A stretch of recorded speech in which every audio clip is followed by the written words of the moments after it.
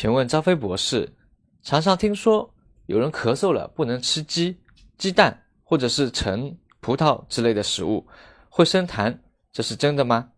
生病感冒吃药本来就正常，那这样就好了，这观念是对的吗？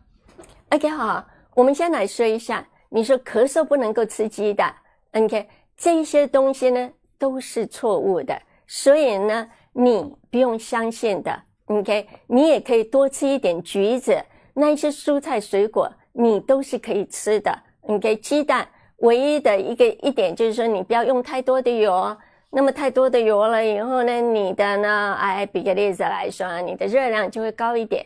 但是呢，你咳嗽呢是完全可以吃鸡蛋的。有一些人会告诉你说，比个例子来说，某一些季节啊，你不可以这个食品搭配那一个食品啦。你可以比个例子来说，菠菜啦、跟大豆啦、跟豆腐啦，不可以搭配着吃啦。或者是说还有什么呢？柿子的季节不是来了吗？然后呢，那个螃蟹出现了吗？他们会告诉你说这两个不可以搭配啦。其实没有的，都是可以搭配的。你那一种呢，我们叫做什么？那一种古装片，你不要看太多啊。什么啊？哎呀，我给呢哪一个那个人啊吃了哪一些东西呢，然后就可以把它给毒死？没有的。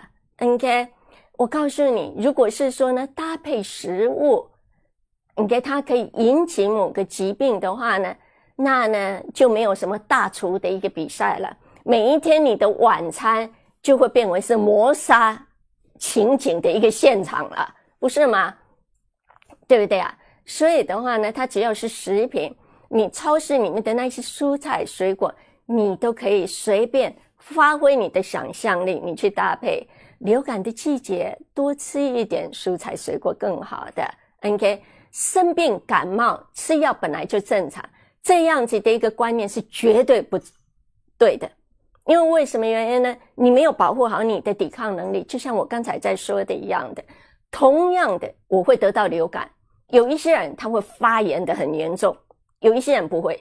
那么你发炎的很严重的一个人，你的抵抗能力弱，他没有准备，那你有可能唤醒你潜伏的一些癌细胞的一个出现。